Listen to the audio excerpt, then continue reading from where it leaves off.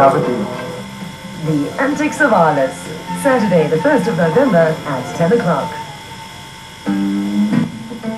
The presence of French-speaking Africans coming from Central Africa, West Africa and North Africa is quite noticeable on the streets of Johannesburg and in other provinces of South Africa.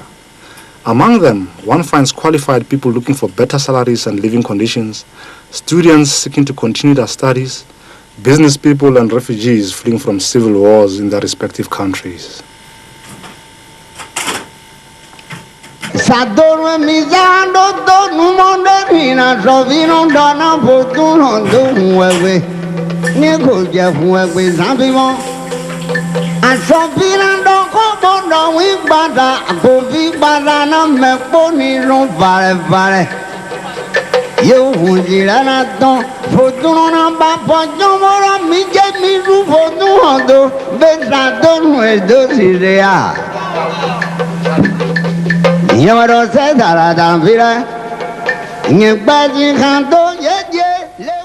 Marcelin Zoumenou, and I'm a French teacher at Alliance Française de Soweto, in Soweto. I'm precisely from Port Novo, the political capital of Benin. I studied in Benin in the Faculty of Arts. I have a master in linguistics. I went to Ivory Coast to prepare the degree of advanced studies in linguistics, and I came back to my home country in 1991. I came in South Africa in 1994, and I started working the same year in September at Alliance Française de Soweto.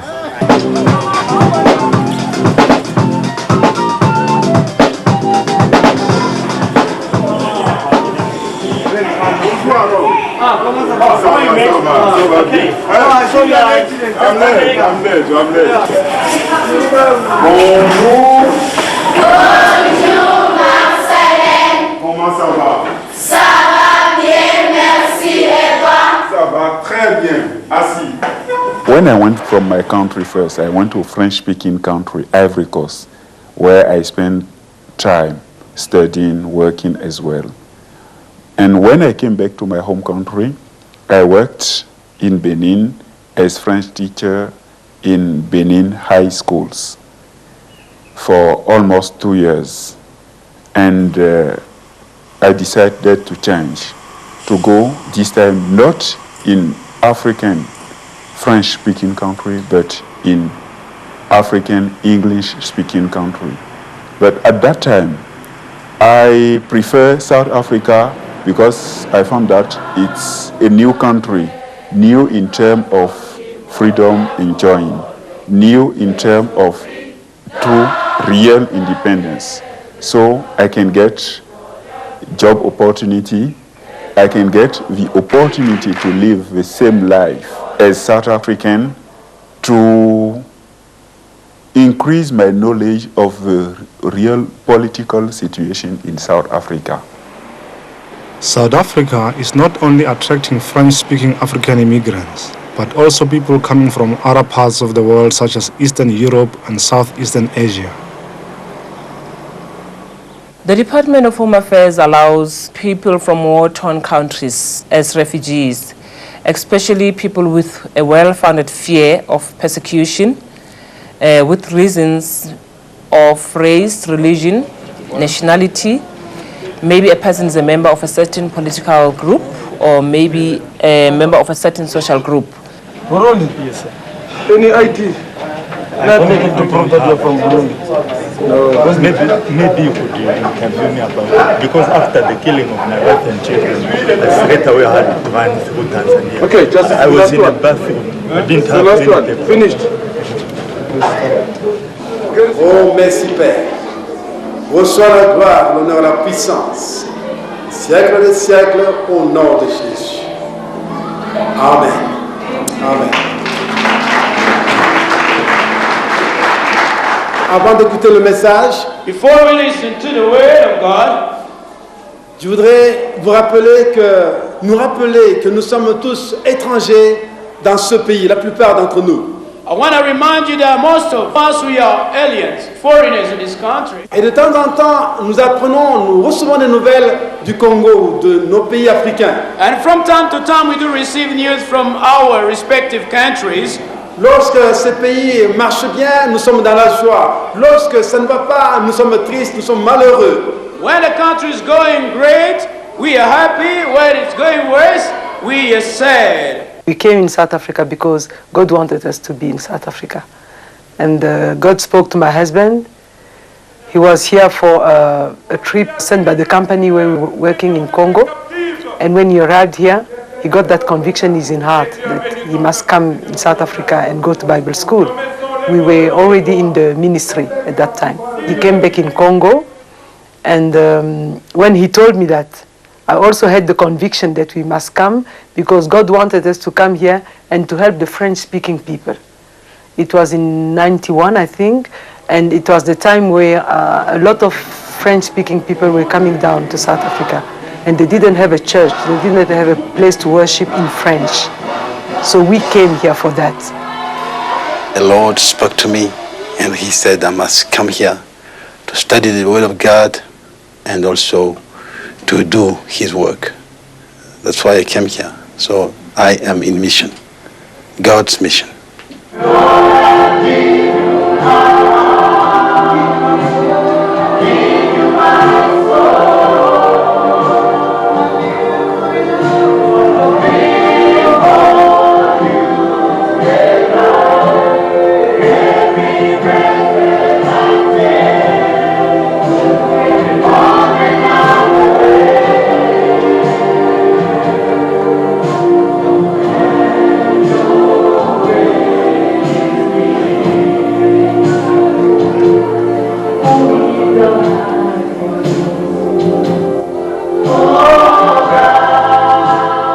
As a pastor, what I'm doing is to try to teach my people, asking them to humble themselves and to try to understand others.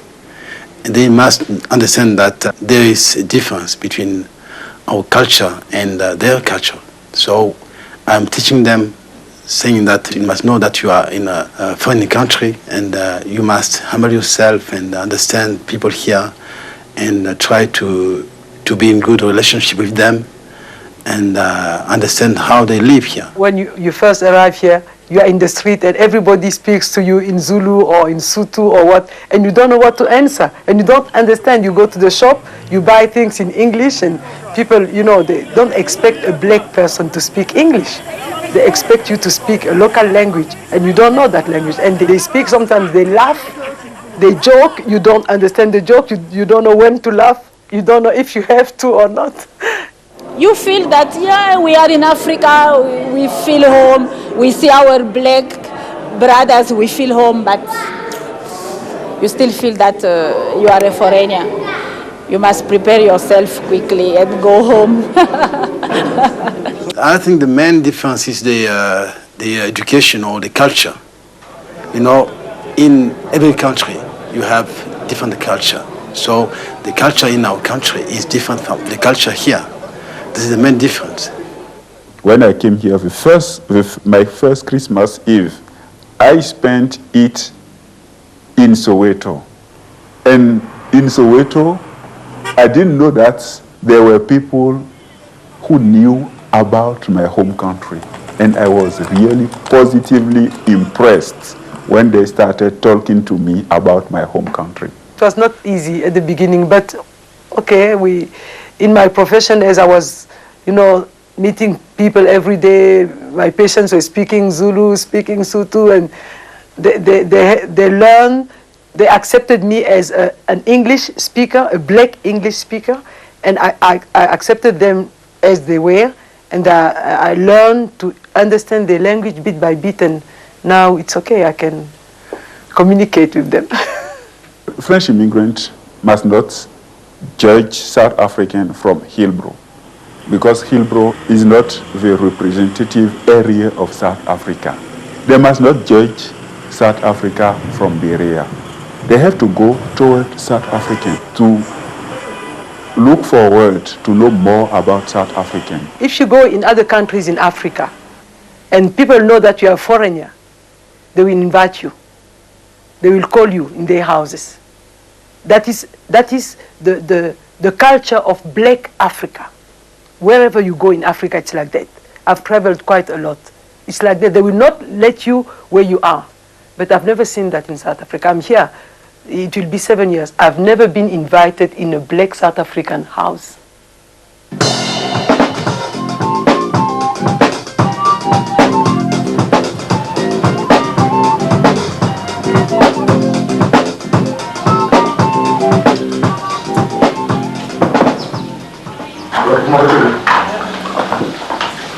Stop me.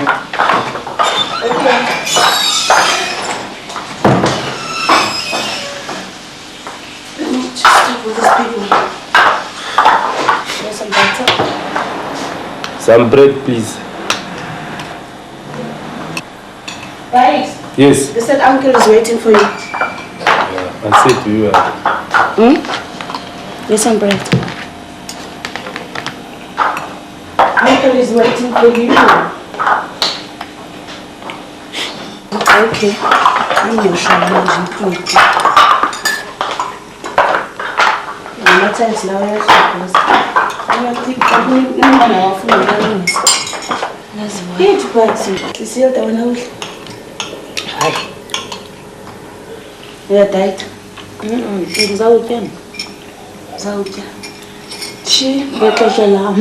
Do you understand what Lilda said?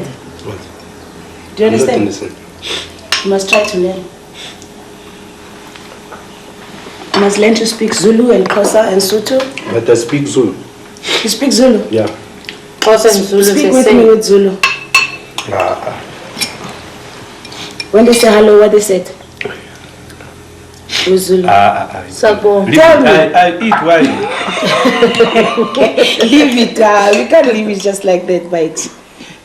Let me eat firstly. And I talk. If you say hello, Sagubon. Yeah. Bite.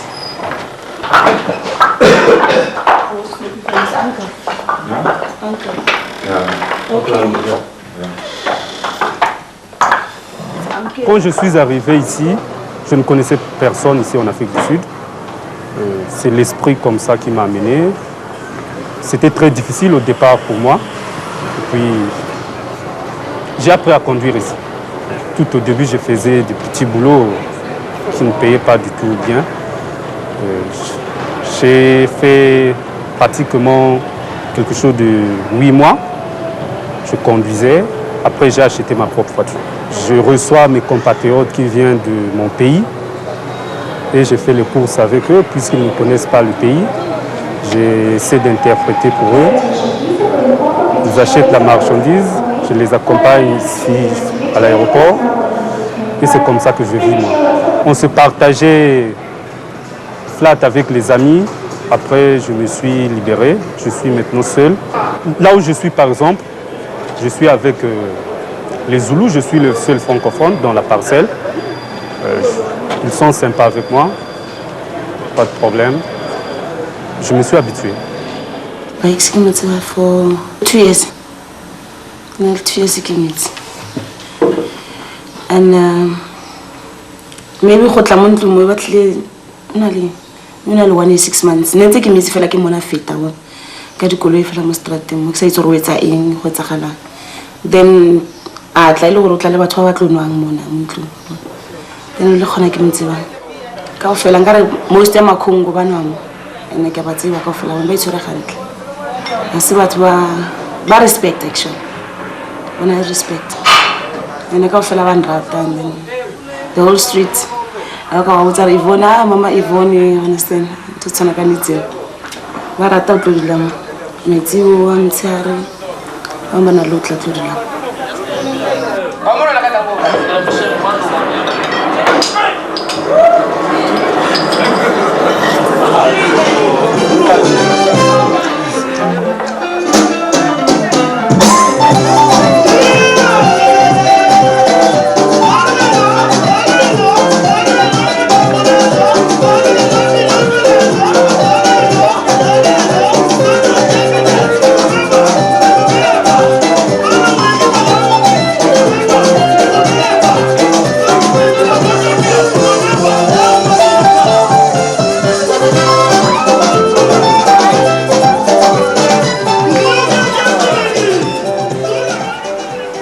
most cases, the economic migrants are the people that just come to Johannesburg or to South Africa just for business, open business, or for a better living. They'll always tell you that we are here for a better living. We run away from our country because there is poverty. We run away from our country because there are no jobs.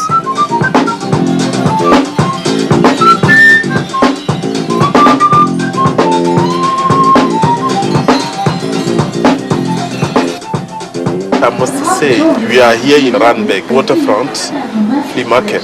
We are doing our business here. I can say we are working here from Tuesday to Sunday. And I stay here in South Africa 4 years ago now. Since I came here, I started to do the business. And bit by bit, you see, you grow up bit by bit and you try to do business like that. You bought some bags and you sell it here. The Senegalese people, they are very strong about business.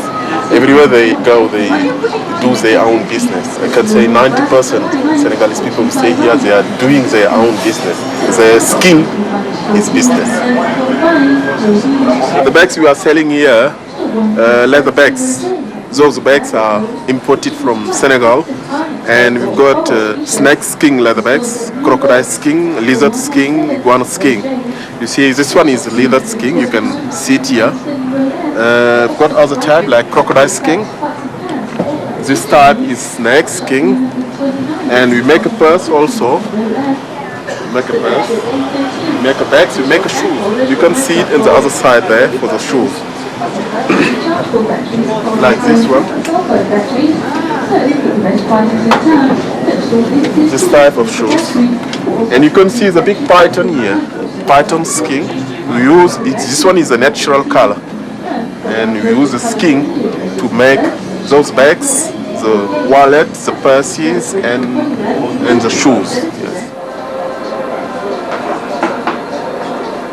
Listening to you, you seem having an accent from French-speaking country. Yes, I'm speaking French. Where are you from? Ah, ça va? Ça va très bien. Vous parlez français? Oui, je suis béninois, moi. Ah, moi, je suis sénégalais. Votre nom, c'est comment?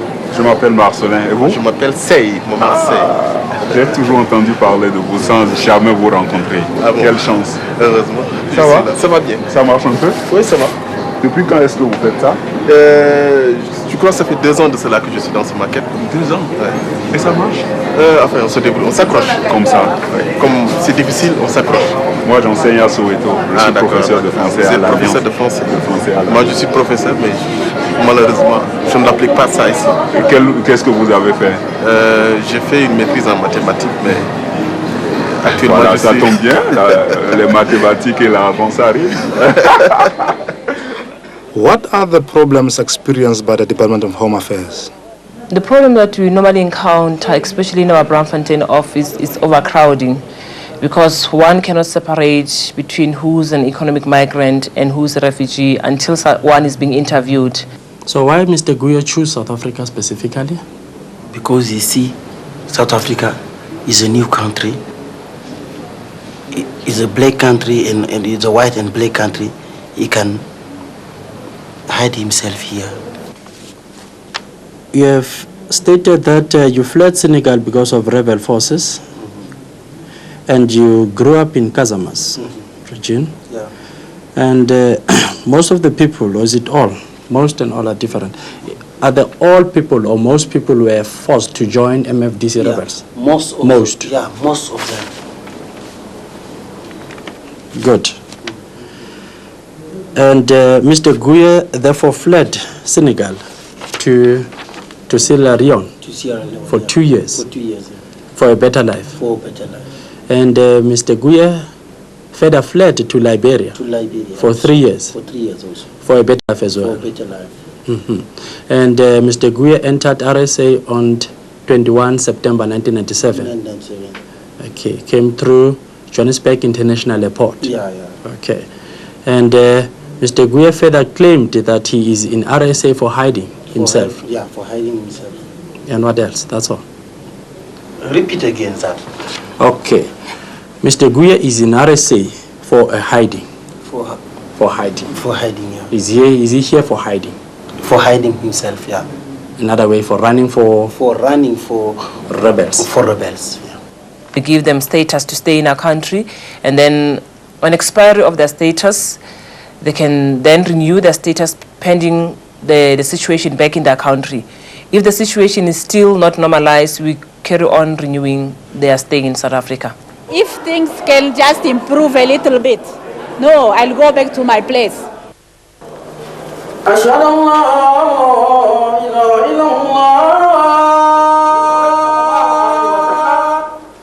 Many former French African colonies embrace Islam as a religion. They call themselves Black Muslims.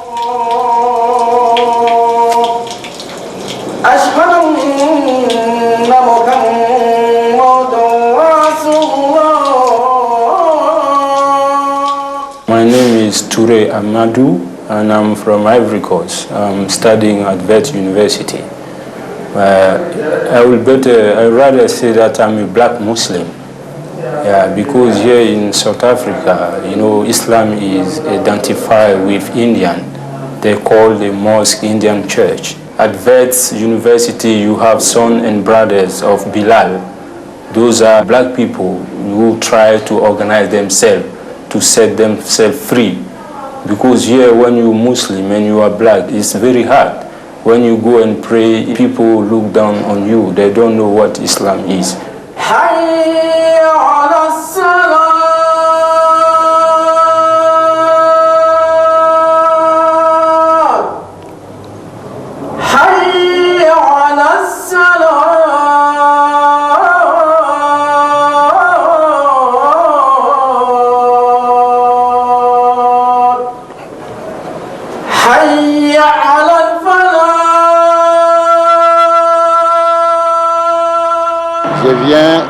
Je suis originaire du Mali, je suis un Malien. I'm from Mali, I'm a Malian. Je m'appelle Mustafa Doucouré. My name is Mustafa Doucouré. Je suis venu ici en South Afrique, ça fait à peu près 3 ans. I've been living here for 3 years. Je suis un réfugié. I'm a refugee. Avec ma famille. With my family. Donc, je me considère chez moi. I consider myself as an African, and South Africa is my country. The Murid Brotherhood is a sect of Black Muslims founded by Sheikh Amadou Bamba, a Senegalese spiritual leader who was sent into exile to Gabon by French colonizers in 1895. Every year during this period, the Murids celebrate his departure to exile.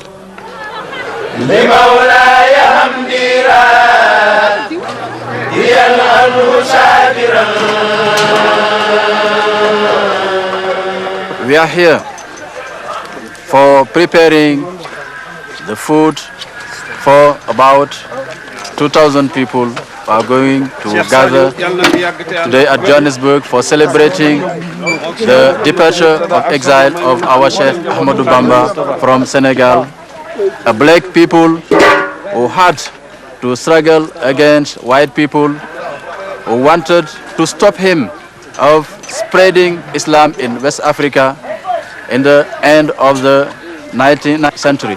Sheikh Ahmadou Bamba is the hero of all the Africa. It's not only for Senegal, because he's the first black man, because there is no longer a prophet who's going to come after Prophet Muhammad.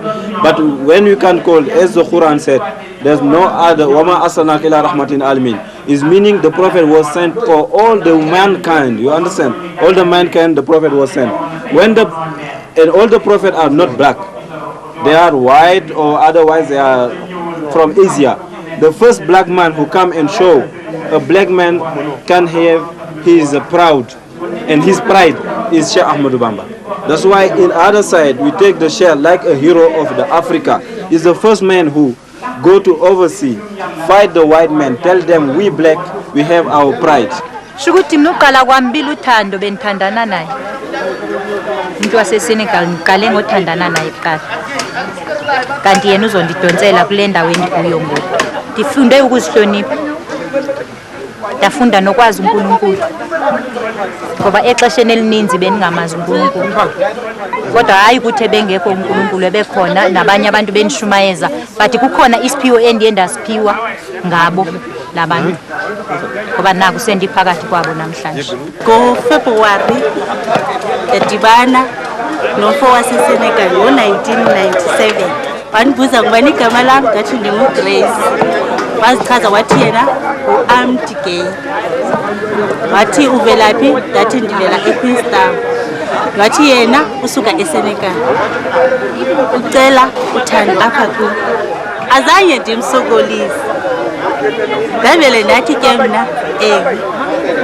Ngaloo mini saqhuba ngoDisemba ngo-97 wathi xa ugoduka ndakunika imali ugoduka uye kubazali bakho uthi ndicela umtshato apha. All of us are black. You understand? Mna dishate omnye ntombazana apha ekhayeni. Yakon anake uvelaphi ontontoni. Anake apha culture. I-culture yam black man. All people are black man. Bendiva le nto kuthiwa ngamakwerekwere. Bendicinga uba ke lelo gama lithetha ukuthi ayibo bantu. Kodwa ndithe nto baphakathi kwabo ndababona ukuthi le nto makwerekwere kusho ukuthi nam ndilikwerekwere. Ngoba mandifike elizweni labo ndiyafana nam ukuthi ndithetha ilanguage abangayiviyo. So ndiyafana nekwerekwere nam kubo. So ngoku kufanele ukuthi ningababizi ngelaa gama sibabizi ukuthi brothers and sisters. I wish to see my fellow sisters and brothers treating foreigners with respect. It is not their duty to harass them, all right? It is not their duty to ill-treat them. It is not their duty to frustrate them. The law will take its course. In any country, there is a kind of xenophobia. You know, even in Ivory Coast, you will find xenophobic people. But in South Africa, we have to understand our brothers because they have been oppressed. So when they see people coming, they are not used to see the African brother. So the reaction is understandable. Personally, I didn't encounter xenophobia as a person against me. But I've seen it in my family, with my kids sometimes, and with some friends. Maybe because of my profession. Because if you are a doctor, you are living with people. And the people love you because of what you are. So I have never experienced that. I hear people say that it's worse here because people want to chase, the African brother away. They don't mind if you are white or if you are Indian. But if you are black, they think that you come and steal their job, their women, their education. I understand this kind of reaction, but it's not true. I don't think that people coming from other countries come here to take the women or to take the houses or the jobs. If a man from Congo got married here, it's normal. If a South African woman falls in love with a Congolese, it's not a Congolese problem, it's a matter of love. So I don't think that we come here to take the woman here. We got our own woman.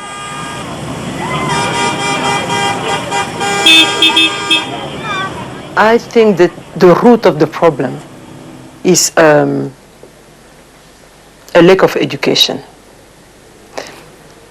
I haven't seen that rejection among educated people.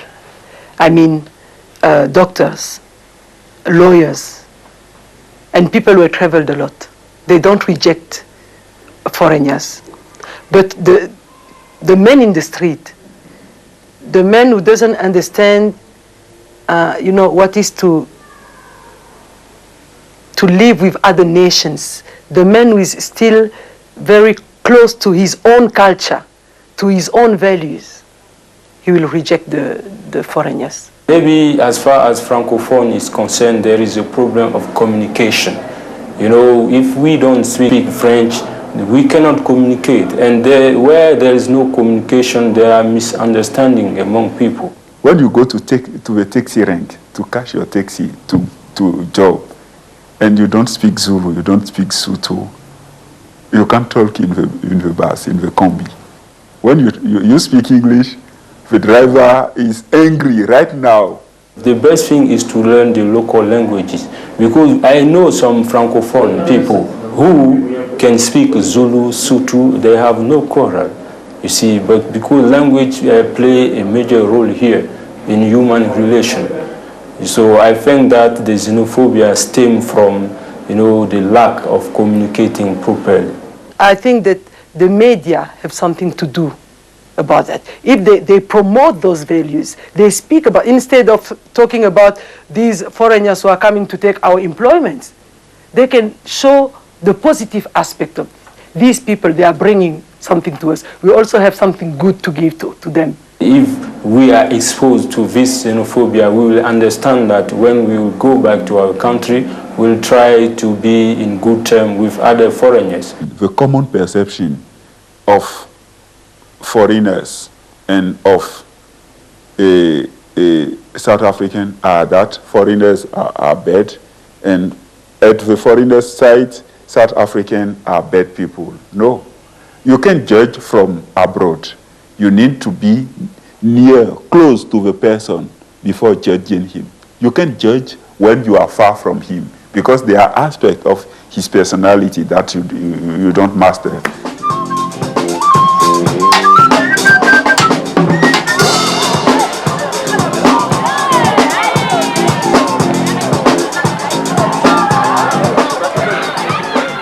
Good afternoon. How are you? Welcome to our school. Thank you. Welcome to Good afternoon, my big friend. I'm Morocco. Welcome to our school. Good afternoon. Good afternoon. How are you? Fine. Welcome. This is the most Senegalese of all of them. Is it? You see how he's dressed? I can see. Like a VIP. Okay. You represent this country very well. Thank you very much. Welcome to our school. Thank you. I hope you enjoy your stay around here. Thank you. Thank you. Let's go to. Who want to tell me where Senegal is? Don't be shy. Yes, Ina. You don't know where Senegal is? Pigment. No, it's in Africa, but I don't know where. You don't know where? North, west, central, you don't know where it is. Who knows? Okay, let me show you where Senegal is.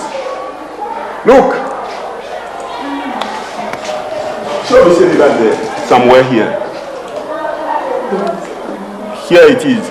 So Senegal is where? Western Africa, Central Africa? Western Africa. You know where it is now? Okay. Look somewhere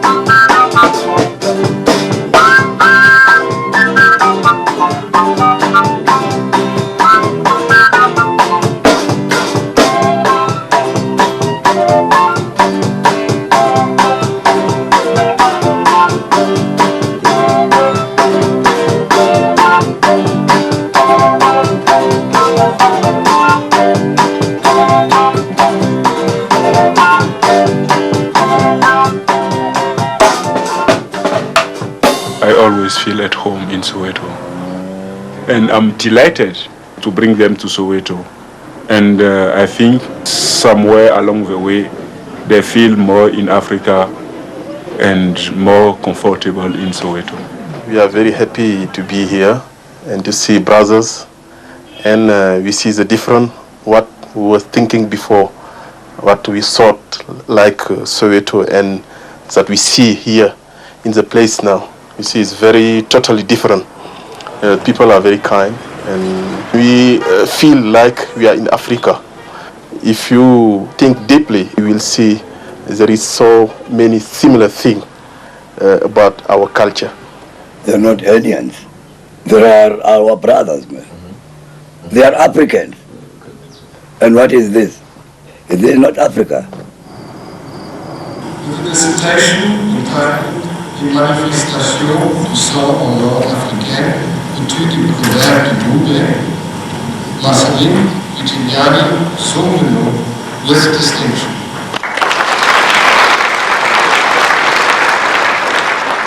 My real ambition is to work on cultural life of African people, to work on the cultural dimension of the development within African community. Without cultural renaissance in Africa today, there is no economic development.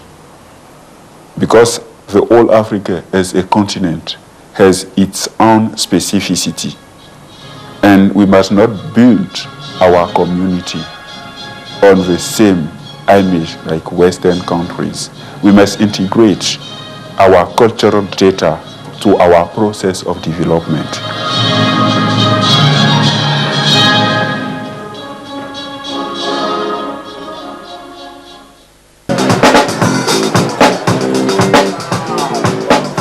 It's a great joy for me to go back home, always. It's a great joy for me, for my parents, for my community, for my people. Good morning, sir. Good morning, sir. How are you? Yes, Yes, but then you must go straight through the gate then. Ah, okay. Yeah. Thanks a lot. Enjoy your day. Thank you, sir. And happy Christmas, Merry Christmas and Happy New Year. Thank you. Bye-bye.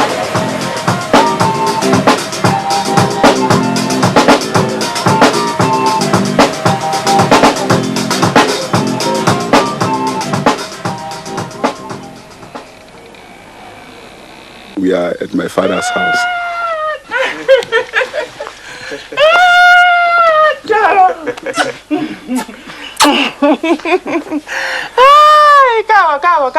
This is where all my meals were cooked. Okay? All I ate, pap, flesh, everything. As you can see, when we come from this kind of environment, social environment, your duty, your first duty is to work hard, very hard, to improve your living condition. Otherwise, you'll be a slave of a misery of a whole life. So your independence, your financial, moral independence depends on the way that you work.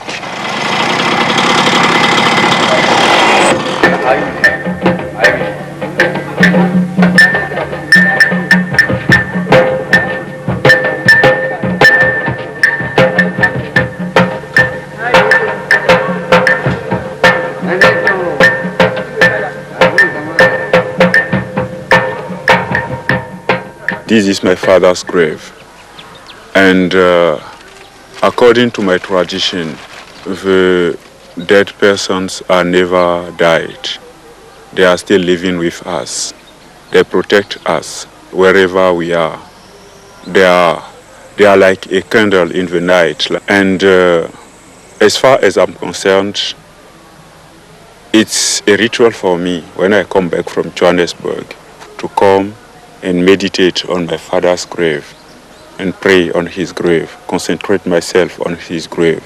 I do the same thing when I'm flying to facilitate the protection that I'm having from him. He disappeared, his body disappeared, but he is still alive for me. When somebody goes away for a long time and you come back, you have to pay visit to all the people who support you in mind.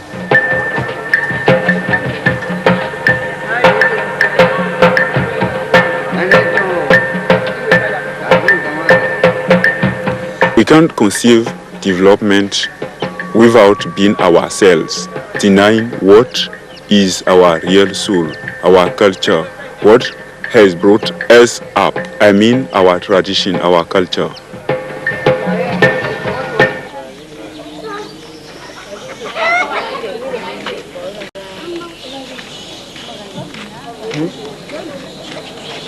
This is the shrine of the Python. I come, I can give money or any sacrifice and ask for prayer and say, I want happiness, I want this, I want that. The priest will do it for me. Vous savez, quand vous touchez le piton comme ça, la peau du piton c'est lisse. Et comme je vous l'ai dit, c'est pas désagréable. Vous pouvez le toucher, regardez. Vous le mettez autour de vous comme ça, ils sont inoffensifs. C'est des reptiles sacrés. Vous savez, quand on touche d'ailleurs un piton, ça rentre dans une cave de purification. Quand vous le touchez, vous pouvez le toucher. Vous pouvez le mettre si vous voulez.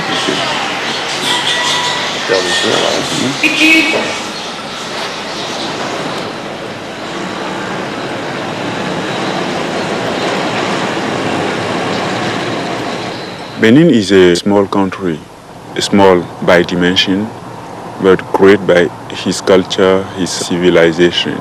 It's a country of 112,622 kilometers squares, and is known as the headquarters of Vodou. And people misunderstand Vodou. They don't know what is it.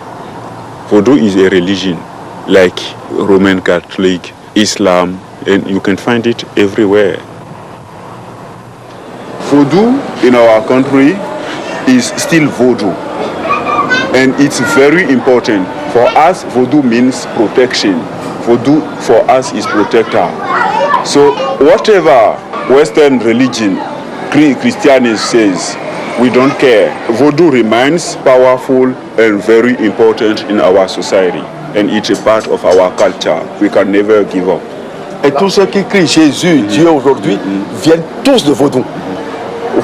Those who are crying Jesus, God, this church, everything, all of them, they went from the beginning, they went from Vodou. Oui, l'origine c'est Vodou. Their origin is Vodou.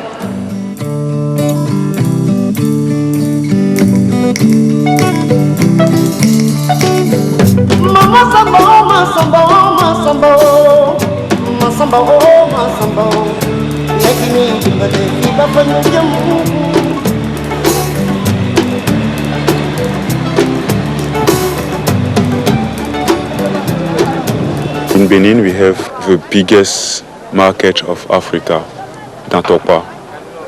People from Congo, from Ivory Coast, from Cameroon, from Togo, from everywhere in Africa come there to buy items. And the prices are not the same in Johannesburg.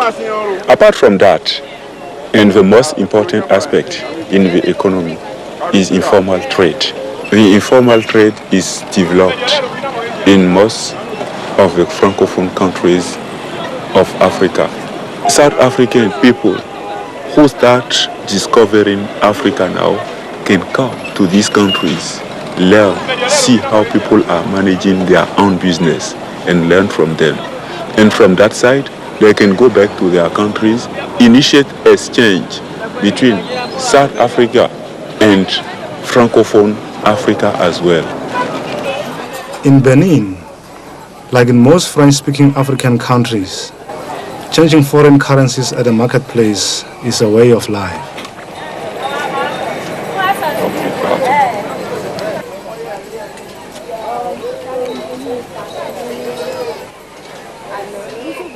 Vous comprenez ce que je veux dire? Yes. La monnaie de tout le monde entier. Yes, she's saying that you can change all the currencies. Dutch mark, American, US dollars, Belgium, France, Belgium, Switzerland. Every currency you can bring them here and change all of them. If you're interested, I can help you.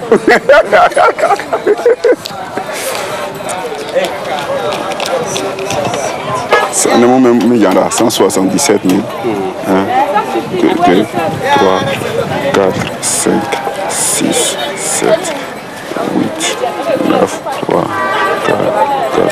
5, 6, 7.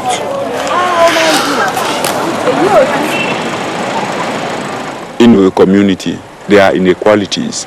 There are people who are rich, who can pay the school fees of their kids. In another hand, there are people who don't have money to pay. So what do? They negotiate with somebody, a mechanic, a shoes maker, a driver, or somebody involved in another activities to teach his work to a child. This child goes to work, sign a contract of 5 years, for instance, paying the training fees by installment. And at the end of the learning, he can be issued a diploma recognized by the whole government. This is the reason why we haven't experienced a lot of criminalities in this country. Everybody learns something.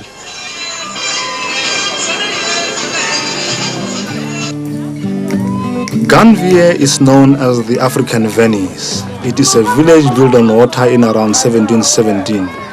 The 25,000 inhabitants of Ganvier are called the Tofe tribe. The Tofe people belong to different religions, but voodoo is a dominant religion. The lagoon has its own infrastructure, such as schools, hospitals, and markets. Actually, you can feel the harmony between man and nature here. Being in Ganvier, it's like being in paradise. It's peaceful.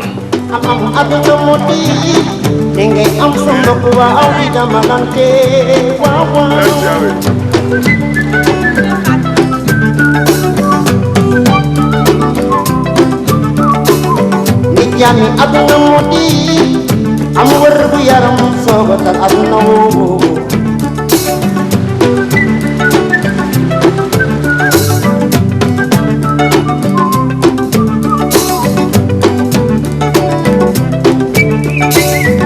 wetal aduna modi osu denge jël sa soxna wa aw di mo de wëtali ni la ko gisee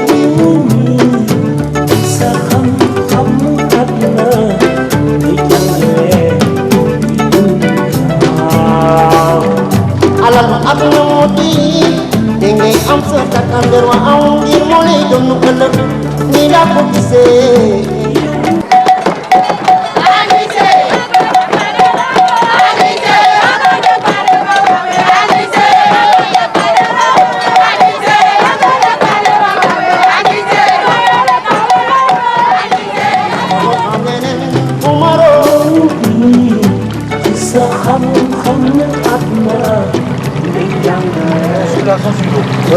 See, it's very peaceful.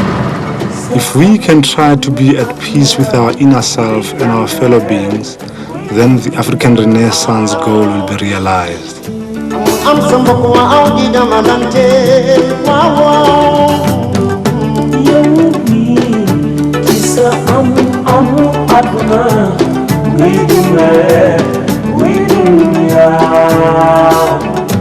Yami aduna modi am wërgu yaram sobatal aduna wo yow mi sa xam aduna